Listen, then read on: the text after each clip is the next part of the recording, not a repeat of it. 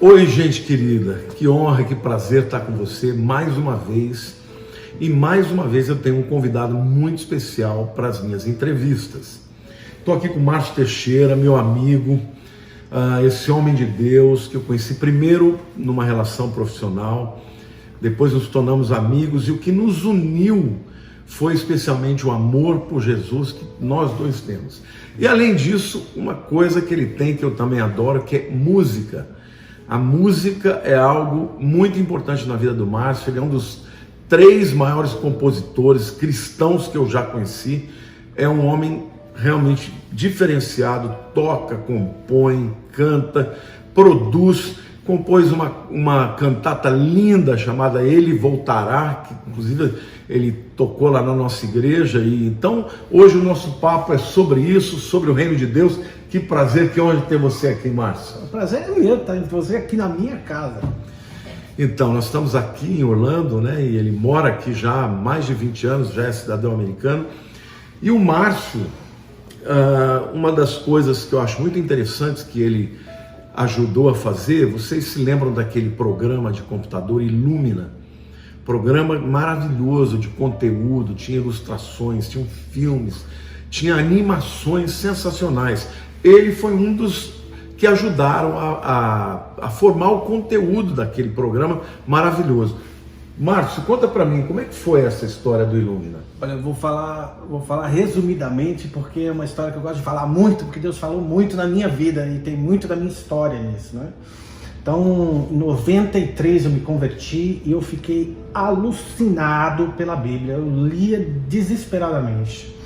E essa aqui era a Bíblia que eu lia. E chegou no livro do Êxodo, eu li, aí ó, tá tudo rabiscado até hoje aqui, ó. Chegou no livro do Êxodo, eu parei no capítulo 25, que era justamente sobre a história do tabernáculo. Que eu fiquei louco, porque eu queria saber as medidas, e eu desenhava aqui, tá tudo desenho da Bíblia aqui e tal.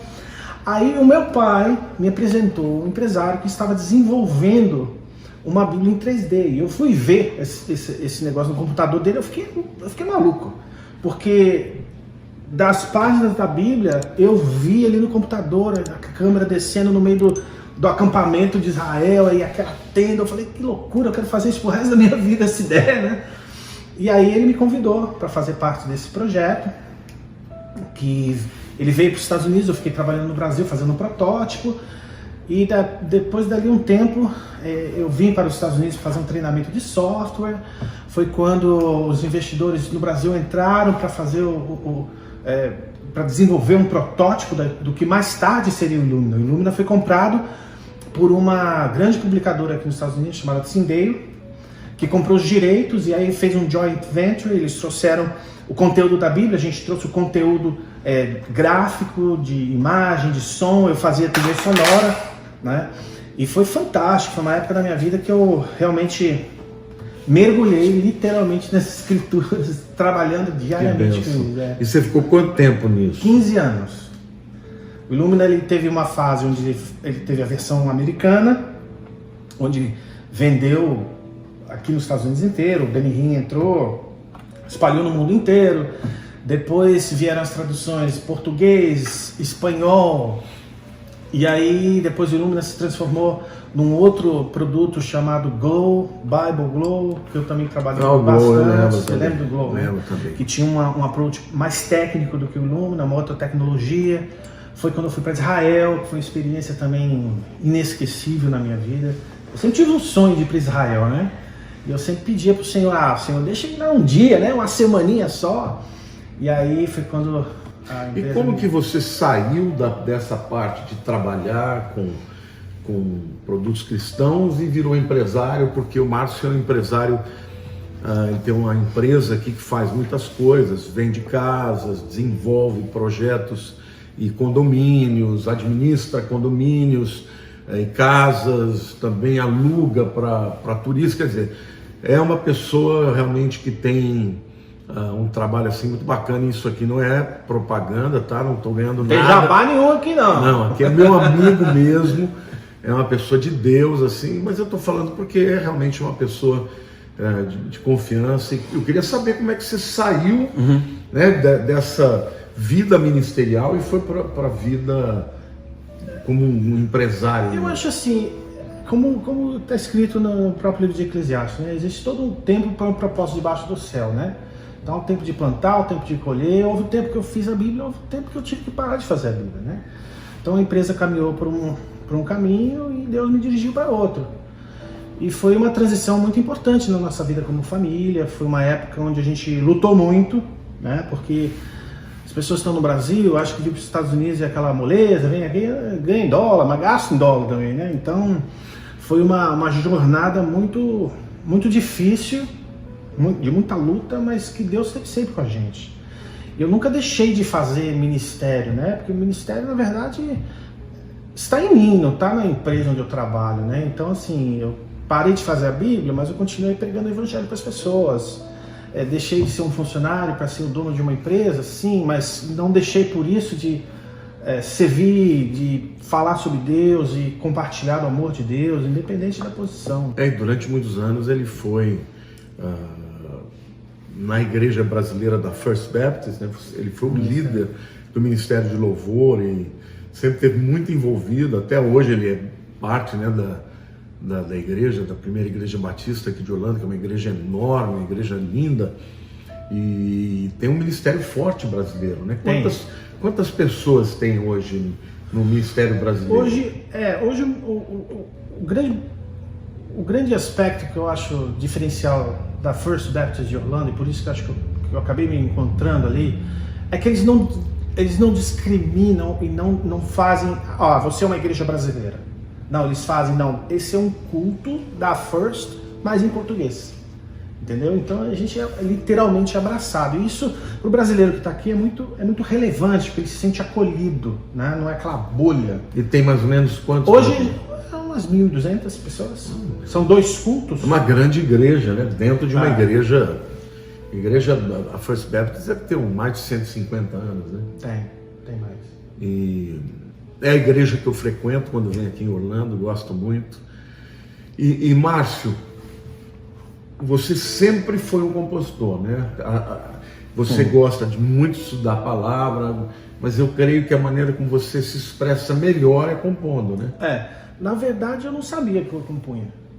Na verdade, esse foi um dom que Deus foi amadurecendo e revelando aos poucos, né?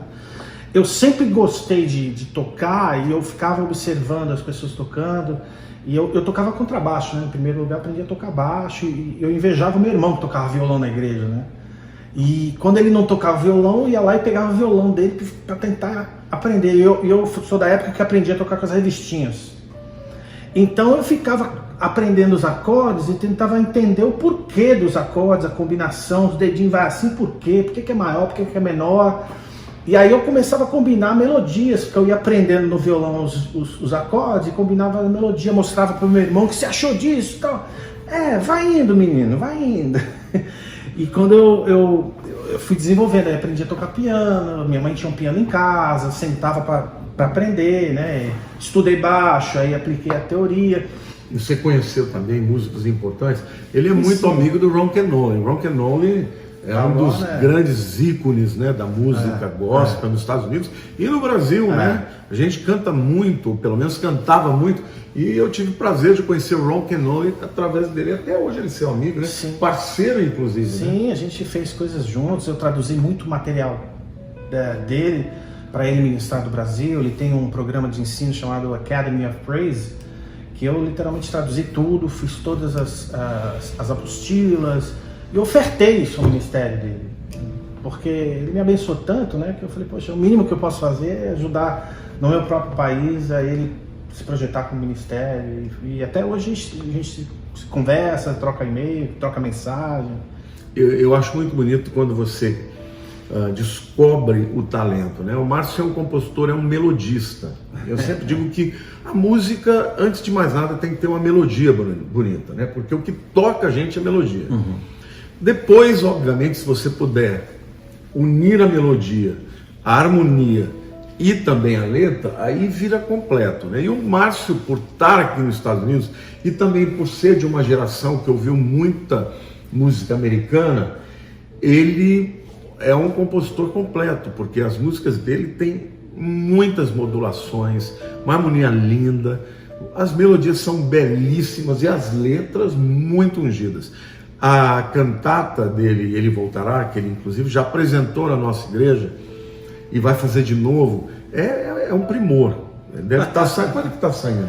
Se Deus quiser, sai no meu aniversário, dia 20 de março desse ano. E vai para onde? Para as plataformas? Todas as plataformas digitais, vai estar no YouTube, lá no canal do YouTube. Ó, segue lá o canal do YouTube. Se você ainda não segue, depois eu vou botar no link aí, Márcio Teixeira, ele vai botar o canal dele no YouTube, e segue no Instagram também, porque eu falei para ele como é um empresário, uma pessoa que faz muito para Deus, mas trabalha muito, ele nunca investiu muito nessa mídia social. Eu disse para ele: Márcio, você tem que fazer, porque se você não fizer, você vai deixar de levar a sua música, a sua palavra para as pessoas, né? Então ele está desafiado aqui por mim, vai começar a trabalhar. Me ajuda lá, hein? Segue lá, olha lá. Me conta uma coisa, na questão musical, como que você compõe? Começa com a ideia, começa com uma melodia, começa com alguma coisa que Deus te dá do ponto de vista espiritual, e aí o que vem primeiro? A melodia. Melodia. A melodia, para mim, é a parte sagrada da canção. Porque a melodia, para mim, é a parte espiritual da música. Explica direito. Vou explicar. A música, ela é uma matemática de sons, certo? O mesmo Dó maior que eu toco, tá? A mesma configuração de Dó maior que eu fizer no violão, na guitarra, no piano, vai ser a mesma que o Emerson Lake and Palmer fez, que o Metallica faz. É a mesma coisa, é o mesmo acorde. Mas a melodia, que é o fruto do canto, ela é a parte espiritual. E eu acho que isso está profundamente enraizado na história de Lúcifer. Suspense. Por quê? A Bíblia fala em Ezequiel capítulo 24 que o corpo dele tinha pífaros. Pífaro é um instrumento de sopro. E para quem conhece instrumento de sopro, sabe que o instrumento de sopro sai uma nota de cada vez. Você sopra... É diferente de um violão. Exatamente, diferente São várias notas formam um acorde. Exatamente. Né? E no instrumento de sopro sai uma nota só. E a melodia é composta de sequências de uma nota só. Você pode, obviamente, construir depois as vozes, mas a melodia é uma nota só, certo? E a Bíblia fala que ele andava entre as pedras afogueadas. Diante do trono de Deus tem um altar de onde a adoração é entregue. Está lá na Bíblia, está tudo escrito aqui. Isaías capítulo 6 fala que o anjo saiu com a pedra afogueada e tocou nos lábios do lábio de Isaías, né? Então tá lá o que a Bíblia está falando. E um dia eu perguntei: Senhor, mas o Senhor respira? E aquele diálogo nas minhas orações são meio diferentes, viu, gente? O meu diálogo com Deus é diferente. No meu quartinho com Ele eu falo bem aberto, né? E aí Deus me levou ao entendimento que entrava o Espírito Santo nele e saía a melodia. Isso no céu, quando ele estava lá ministrando. Ele andava. Quando Lúcifer estava lá na presença do Senhor, entrava o Espírito Santo nele e saía. Passava pelo pífaro, saía a melodia. O princípio Deus aplicou em nós também. Eu tenho pífaro, eu faço uma melodia de cada vez. Na voz, né? Na voz. Então, quando eu sento no instrumento, eu coloco a harmonia, mas eu sempre tento, numa conexão com o Senhor, tá cantando uma melodia que no fundo ele que respira, ele que sopra, então que passa por você. Passa. Tem uma música que eu compus, o Salmo 46, que é literalmente a letra do Salmo. E eu sentei um dia no piano e comecei a cantar. Depois, daqui a pouco, nós vamos ver isso que ele está falando.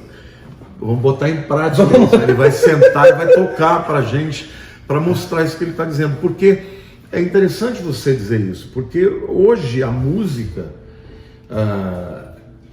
não é hoje, né? A vida inteira a música foi instrumento para sensibilizar as pessoas. Eu me converti ouvindo uma música. Exatamente. Deus, eu acho que existe um mecanismo muito forte no mundo espiritual, quando a música ela é entoada, tanto para o bem quanto para o mal. Mas em se tratando das coisas do Senhor, né? Quando você entoa uma canção, você está atraindo o céu na terra. Você está convidando o céu na terra. Então, você cantar uma coisa que é o fogo estranho, né? O tal do fogo estranho que a Bíblia fala. Você cantar uma coisa que de repente não vai agradar ao Senhor é perigoso. Agora, você acha que a música ela é importante na liturgia da igreja para preparar, por exemplo, a mensagem? Como uma adoração, porque a gente sabe que você pode ter músicos espetaculares tocando, com vozes belíssimas, e a gente não sentir a presença de Deus. Como é que uma equipe de adoração, como é que ela deve se portar para que a adoração venha mudar o ambiente, a atmosfera do culto e preparar, por exemplo, para o momento da pregação? Em primeiro lugar, eu acho que essa equipe ela tem que entender e tem que estar muito clara na cabeça dela o propósito dela. Entendeu? E você só entende o propósito quando você tem o temor do Senhor para isso. E o porquê que eu te falo isso? Porque você está na... Foi o que eu falei, você vai entoar uma música e você está convidando a presença do Deus Todo-Poderoso para estar ali. Porque tem vidas que vão ser alcançadas, porque tem pessoas que precisam ser salvas, porque tem casamentos que estão sendo destruídos, Satanás está deitando e rolando, passeando e rodeando pela terra, não é isso aí? Então, o papel da equipe ministerial tem que estar muito bem afinada com a visão do pastor, em primeiro lugar. Ministro de louvor não tem visão nenhuma. Quem tem visão é o pastor. O ministro de louvor obedece a visão do pastor. Ou adquire a visão do pastor. Ou adquire a visão do pastor, exatamente. E aumenta essa visão para alcançar o objetivo. Então, tem que ter uma total submissão. E aquele negócio, cara, tem que participar do culto, tem que se fazer presente, tem que ser corpo, tem que estar em unidade. Eu falo que geralmente o ministério de louvor, o mais fácil dentro do ministério de louvor é a música. É o mais fácil. O mais difícil é a vida. É a vida e quando você está de birra com o seu irmãozinho do lado. Isso é o mais difícil. Como é que você vai, Senhor, eu te adoro, mas eu quero matar esse cara aqui do trono. Entendeu? E Deus vê. E aí você vai lá diante do trono e fala, Senhor, estou aqui para te adorar, mas estou odiando o cara do lado. Então, esse para mim é o ponto-chave do ministério. Um ministério que ama o próximo, um ministério que realmente está imbuído em entender o seu papel.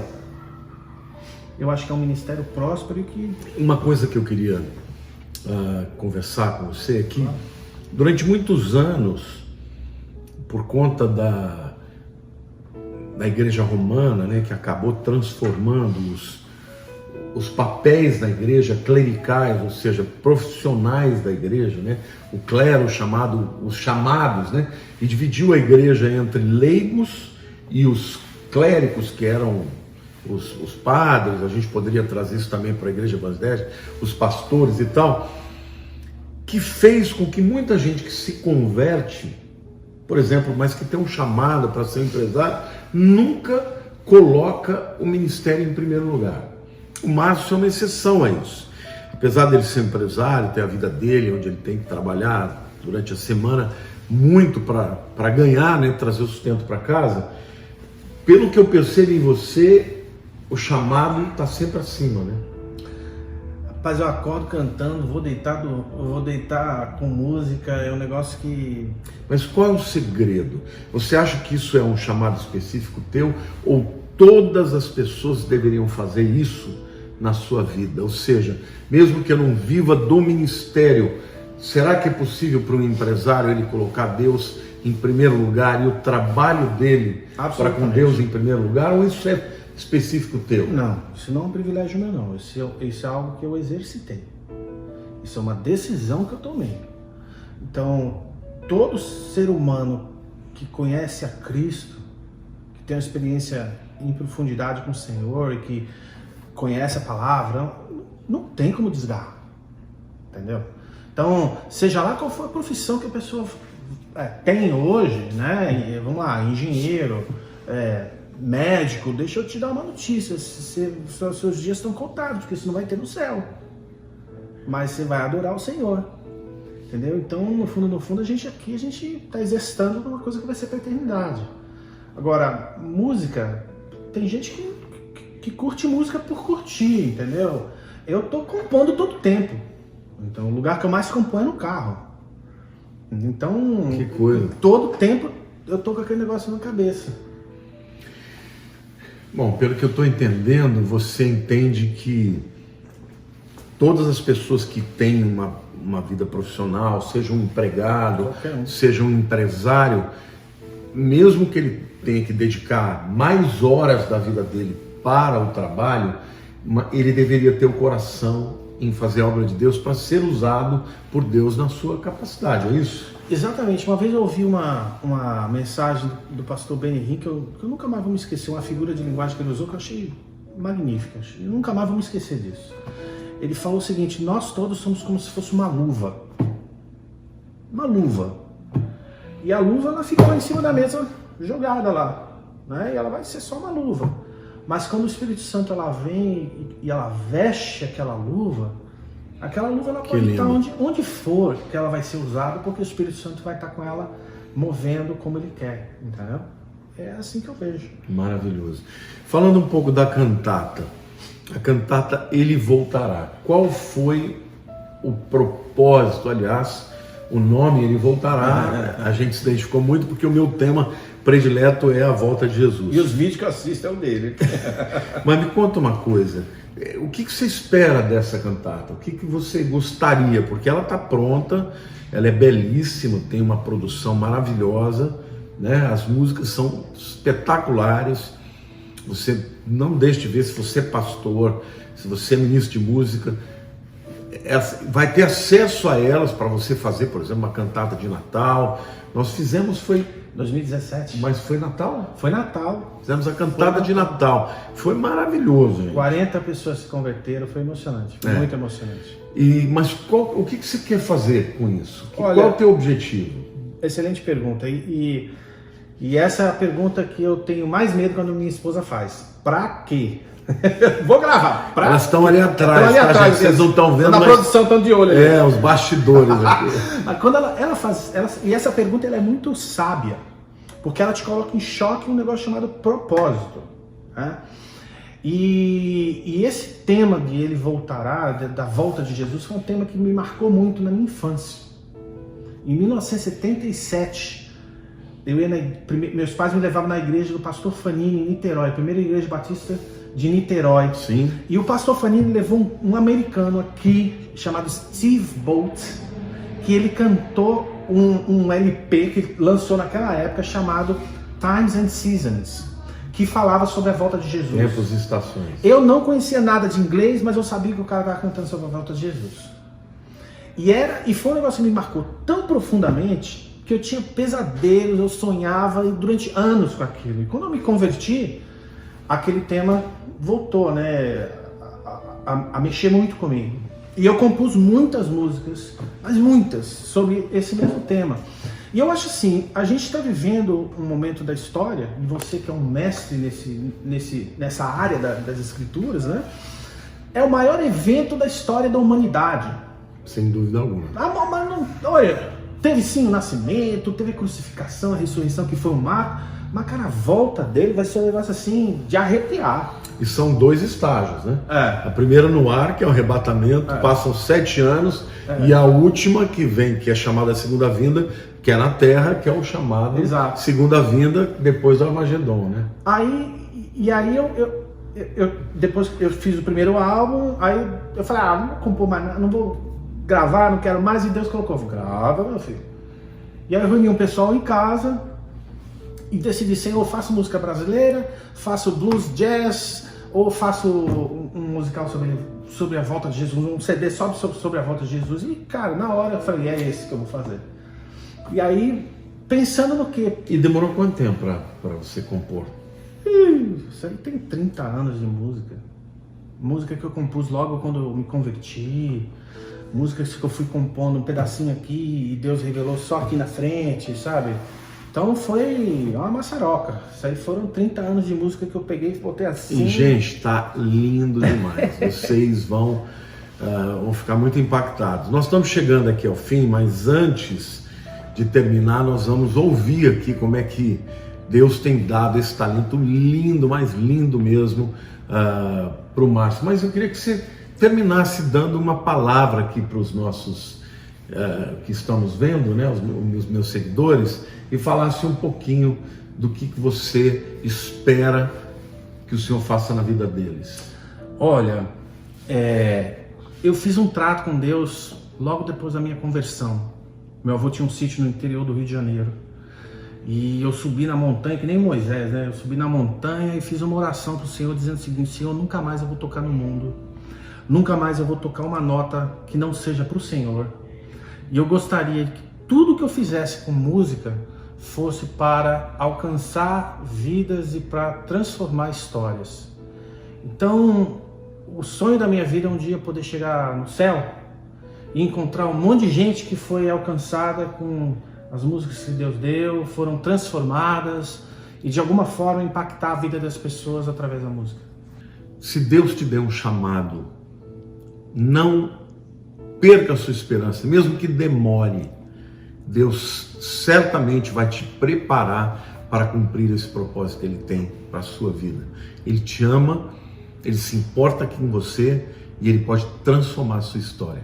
Pastor, deixa eu falar uma outra coisa que você estava falando, eu me lembrei, justamente sobre essa questão de talentos. Essa foi uma palavra que me impactou muito, que eu ouvi do pastor Myles Monroe. Sim, um mestre, né? Um mestre. Eu estava nas ministrações dele com o Ron Kenoly e ele falou isso, eu quero compartilhar com você. E ele falou o seguinte: um dos lugares mais ricos da Terra é o cemitério. É verdade. Onde ali estão as músicas que nunca foram cantadas, os livros que nunca foram escritos, as poesias nunca declamadas, os vídeos jamais feitos. Então, assim, passar por essa vida e não colocar para fora aquilo que Deus te deu vai ser um grande erro. Amém. Eu queria que você, Márcio, falasse que música que você vai cantar pra gente. Eu vou cantar a música que eu fiz no livro de Salmos 46, que não está em nenhum CD ainda. Ela vai ser publicada, mas é um exemplo daquilo que eu falei para você, da melodia sagrada, que ela é soprada no espírito e trazida a materialização dela. Então, meu querido, ouça, seja abençoado, um beijo no teu coração, em nome de Jesus. Entenderei em cada circunstância, sim eu sei, seu amor é que me guarda.